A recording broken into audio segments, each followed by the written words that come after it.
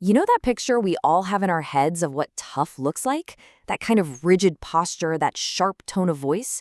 Well, what if I told you that entire picture is pretty much a delusion? Let's tear that whole idea apart and see what real strength actually is.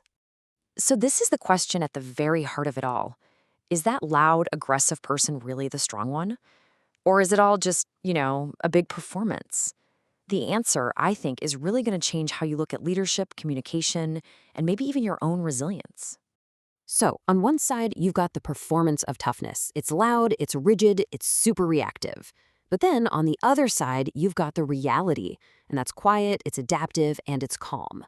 So, what's with the huge gap between the two? Let's dive in.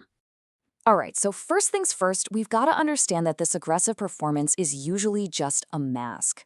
It's not a sign of power at all, but actually a kind of desperate attempt to hide something else. So the real question isn't, wow, why are they so strong? It's, what are they so afraid of?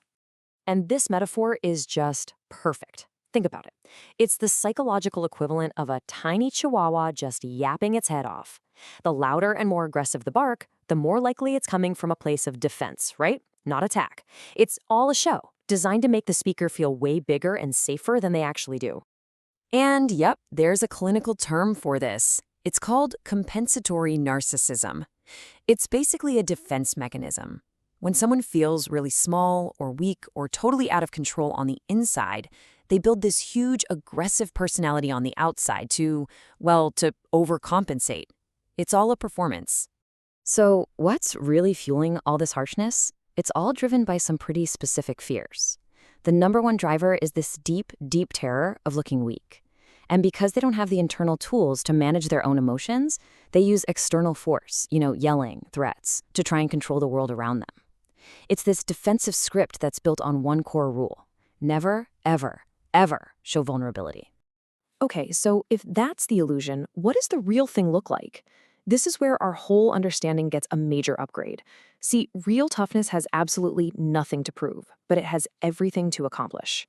I mean, think about a trauma surgeon in a packed emergency room. In a literal life or death situation, are they screaming and puffing out their chest? Of course not. They speak in these low, precise tones. Every single ounce of their energy is focused on taking effective action, not on putting on a show. Wasting energy on ego just isn't an option. Just think about that feeling for a second. It is the absolute opposite of being reactive. A harsh person is like a hair trigger, right? They're constantly reacting to every little thing they think is a slight or a challenge. But someone who is genuinely strong, it's like they have this internal anchor. They can absorb all that pressure without getting knocked off balance. And hey, this isn't just some nice idea. We see it proven in the most high-stakes professions on the planet.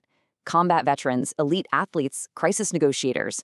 I mean, these are the people who literally define toughness. And their shared trait, it isn't aggression. It's this almost supernatural calmness under insane pressure. They don't have to perform being hard. They just are hard where it actually counts. And the research totally backs this up.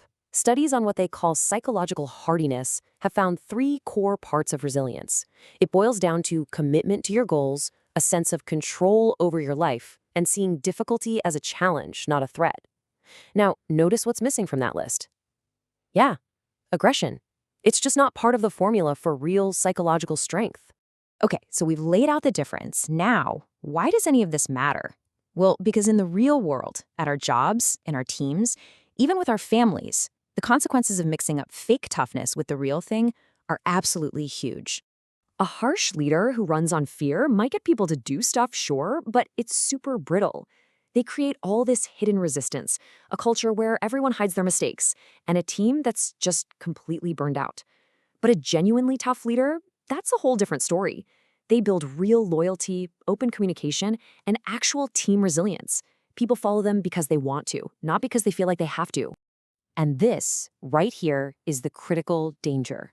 In any high-stakes situation, if you punish people for bringing you bad news, guess what? They're going to stop bringing you bad news.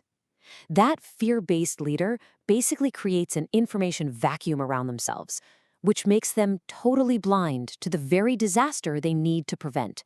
Their so-called toughness makes the entire system weak. So, knowing all this, how can you spot the difference in the moment? Well, there's actually a really simple and really powerful little test you can run on someone's toughness. Okay, here it is. When you run into someone using this performative, aggressive style, the absolute last thing you should do is match their energy. Do the opposite. Just respond with this calm, unshakable composure.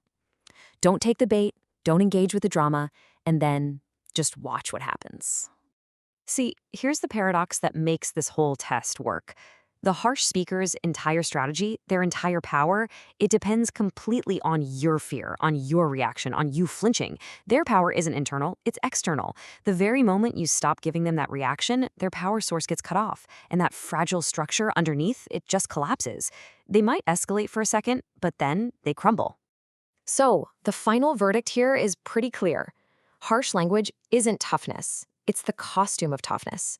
And it's a costume worn by people to hide a fundamental lack of the quiet confidence, the adaptability, and the emotional control that define the real thing. So I'll leave you with a final thought to take with you. The next time you're in some high-pressure meeting or situation, just look around for the quietest person in the room. The one who doesn't need to raise their voice, the one who's calm and centered and actually listening. You might just be looking at the strongest person there.